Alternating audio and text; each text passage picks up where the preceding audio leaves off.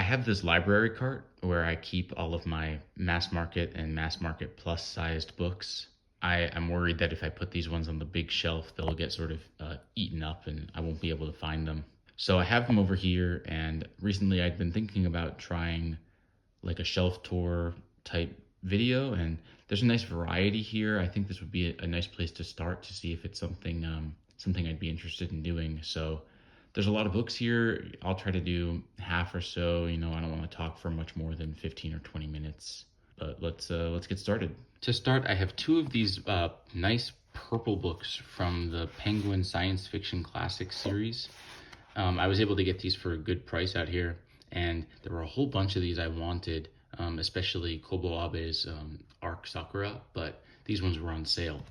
This is the Star Maker by Olaf Stapleton and The Hair Carpet Weavers by Andreas Eschbach. Eschbach I'm like unfamiliar with as a writer. I think he's German, and I'm pretty sure this book came out in the 90s. I don't know too much else about it, but this one, it was on sale, and something about it spoke to me. And then I have Star Maker by Olaf Stapleton, and this is a book I'd heard about for a long time. Kind of a sci-fi classic of sorts. I think it was written in the 30s. Yeah, published in 1937. It's got a blurb from Borges, who I'm reading now. It's got a blurb from Doris Lessing, who I really like as well. I'm really excited to have these, and my eyes are always open to find more of these. I think this set is really beautiful. All of my sci-fi and fantasy mass markets just sort of naturally ended up together. So the next few are similarly science fiction. I found this one, Octavia E. Butler's Parable of the Sower. This book is super famous, and I've wanted to read Butler for a long time.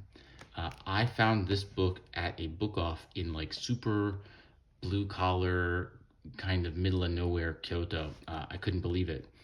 Of course, Butler's readership is really wide. Like a ton of people have read her stuff, so I'm curious to see where that reputation comes from.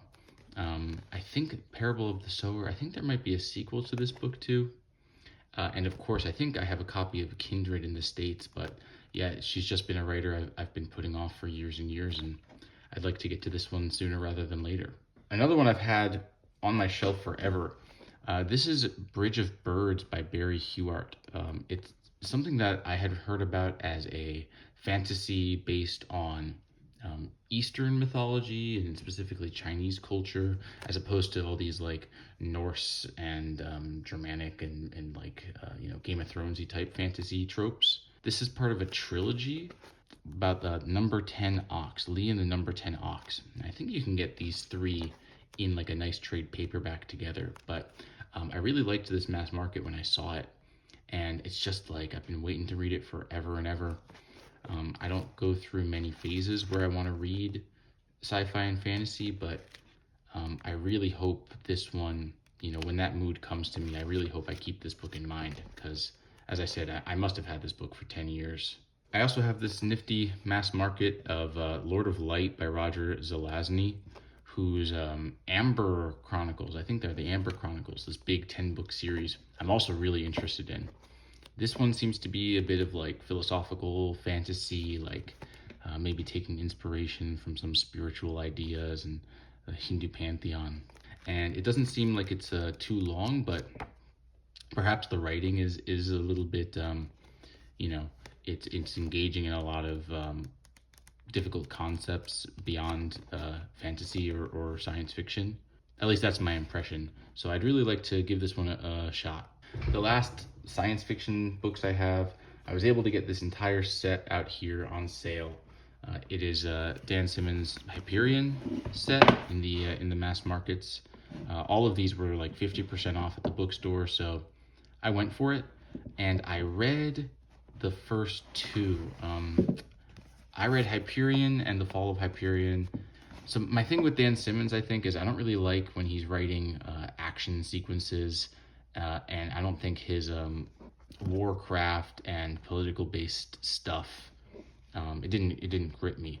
But the structure of this book, all these like interweaving stories and their connections, and the different styles that they employ, it's really compelling and a really, really good read.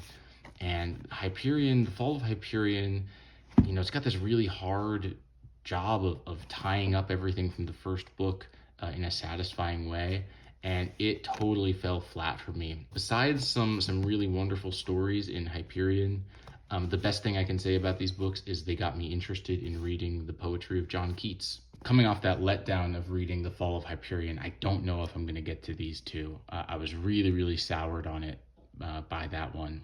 But I really like this art. I like these covers, especially this one. Something about the light blues do it for me. So I'll keep these around, and maybe I'll change my mind and want to revisit them. But yeah, right now is not the time. I have here my box of Lawrence Durrell's Alexandria Quartet. I talked about this in my 2025 goals video, and that's still feeling like something I can accomplish this year. I'm thinking about these books a lot, and I'm anticipating getting to them quite soon. I'm looking forward to that, perhaps over the summer. I have The Spy Who Came In From the Cold by John le Carré. And le Carré's books you can get in Japan super easily because they were all translated into Japanese by Haruki Murakami.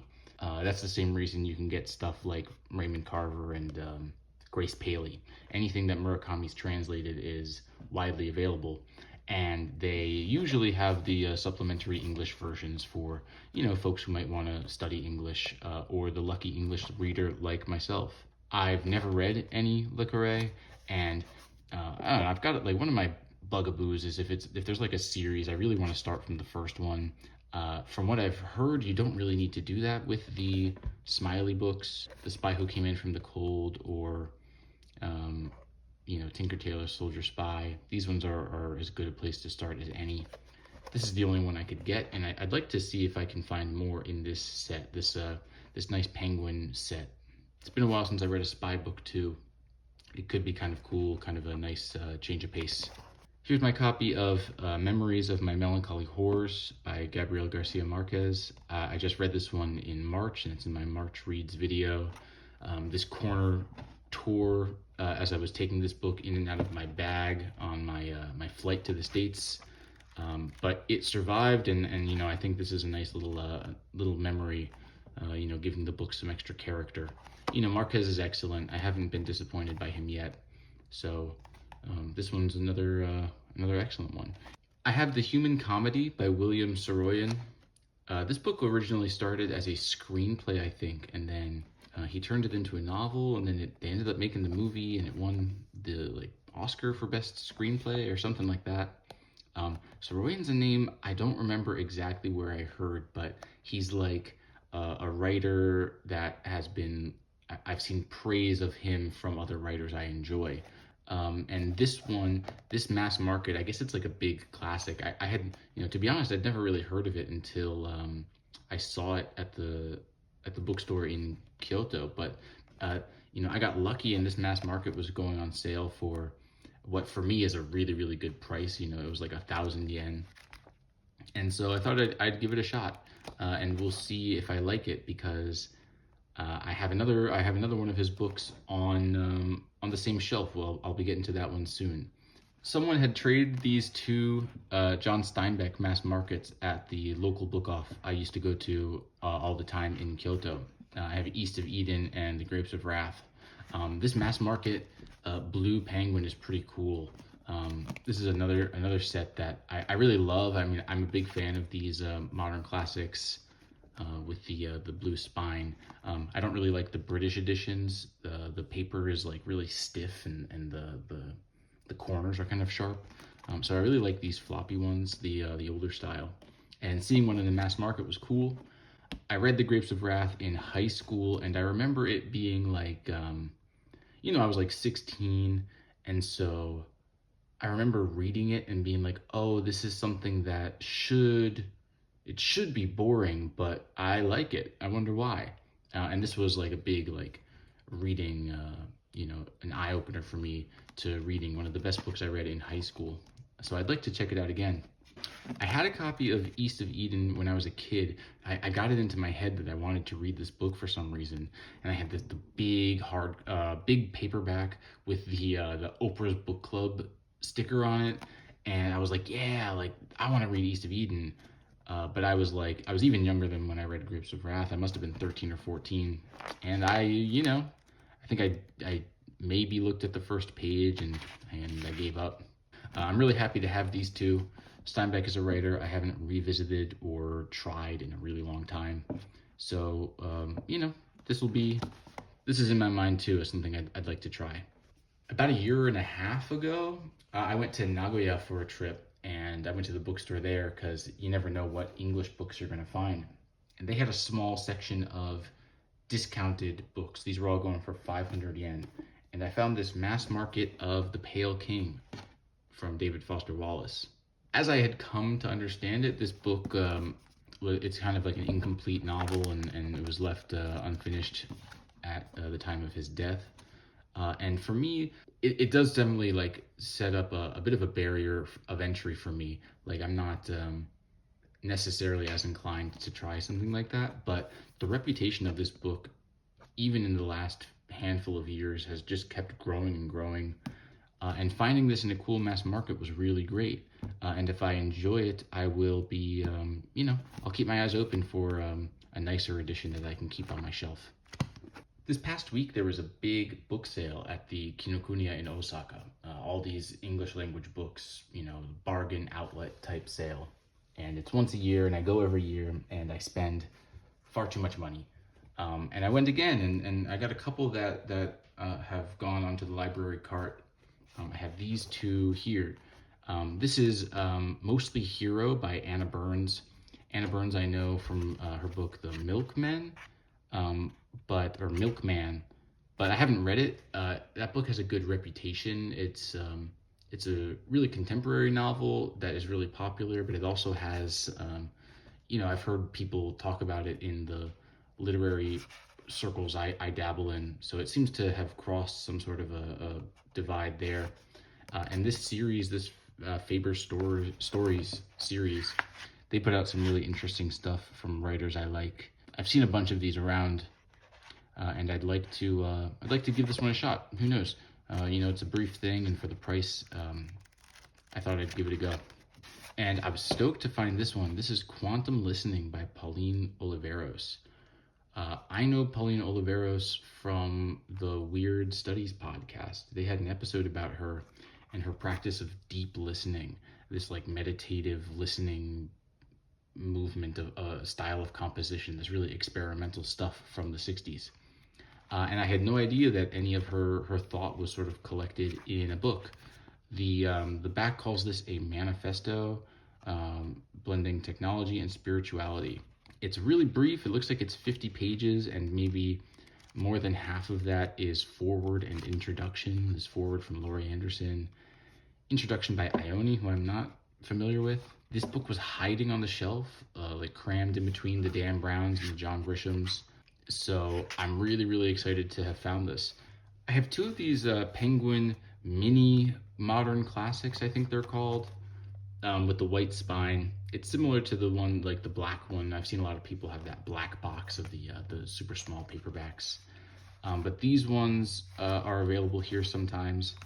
I have The Tooth by Shirley Jackson, and I think I've read all of these stories in other collections. Maybe I have 3 collections that include The Lottery at this point. So maybe I'll read these ones, and I will send this book off to get like a collected stories of Shirley Jackson. I have The Lady in the Looking Glass by Virginia Woolf. I've never read any of Woolf's short fiction, but I've been growing more and more interested in Woolf as a figure, as a historical figure, as well as being into her writing. She's someone I'm really interested in, and she's got like dozens of stories, and you can read her diaries and her letters and stuff. So this might be a nice peek into what that kind of writing from her is like. And then again, she's a writer who I'd like to have a nicer collected set of something. These ones I will read and probably take to the bookstore. I have this copy of The Golden Bowl by Henry James, this really strange one from Tor, who I know mostly from doing fantasy, and it's got this nice little cheesy romantic picture on the cover. I know The Golden Bowl as part of James's like later trilogy with The Wings of the Dove and The Ambassador, I think, where he's getting super experimental and like really pushing what he's able to get away with as far as prose and descriptions and things like that. And this might be the last one of those three. I like James. I want to read more James, and you know, this one was super cheap, and I'll keep it for now and look for a, you know, maybe like a Modern Library or something like that in the future. I got a little selfish and I did something I usually don't do. I bought a book that I already have a copy of for a really, really low price, maybe 200 yen. I found The Mass Market of V by Thomas Pynchon. V was the second Thomas Pynchon book I read, but it's still one of my favorites. And I've read it long enough ago now that I'd like to try again. And it's in storage in the States, and you know, I never really know when I'm going to be able to go back to those books and bring them out here. Having this one, knowing that I can reread this one if the feeling, you know, comes to me, is really great. You can see there's some underlining in here from The Last Reader. I have this biography of Apollinaire, a Poet Among the Painters, by Francis Steegmuller. This is a super old copy, and you can see I got it for 100 yen. So right now, what's that, like 69 cents? And it's got this cool receipt in it. It looks like somebody bought this in 1975 at the Osaka Umeda Kinokuniya bookstore, which it might be the same one that's still there that I just went to for the book sale. Apollinaire's a figure I'm really interested in. I haven't read any of his poems. I've been looking for a copy, but I haven't quite, you know, managed to get one that I want. But I learned a lot about him last year when I was reading Norman Mailer's biography of Picasso. And other than that, I know he's famous for his death shortly after World War I, where he was a fighter, and for his, like, he was framed for stealing the Mona Lisa or something like that. Or rather, he was an accomplice of some sort in the theft of the Mona Lisa, or at least he was arrested for that charge. Really interesting guy, and you know, for the price, I'm not going to say no to this. I'll read this at some point, but for now, I can look at the pictures and keep my eyes open for his poetry. I have this Oxford World's Classics Mass Market of Lady Audley's Secret by Mary Elizabeth Braddon.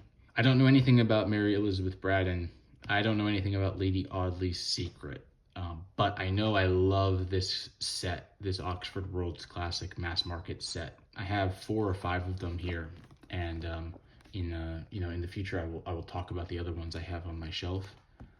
This one I found in good condition, and I really love the way these books feel in my hand. They're super floppy, and who knows? You know, I go into moods where I want to read older classics, maybe a couple of times every year. We'll see. The last one I have on this for this video will be Earthly Powers by Anthony Burgess. I've wanted to read this book forever, and the last time I was home in the States, I went to one bookstore and I bought enough books to tide me over until the next time I can go home. And at the very last second, I saw this mass market of Earthly Powers. This is the Burgess I've wanted to read the most and for the longest time. It looks long and dense and really small text. Burgess has a ton of books, so hopefully I can enjoy this one and it will unlock his writing for me. I think I have a book of his about Mozart, and maybe I've heard his nonfiction is good. That's all I've got, and you know, I might make another one of these videos soon. Let me know if you guys would like another shelf tour video.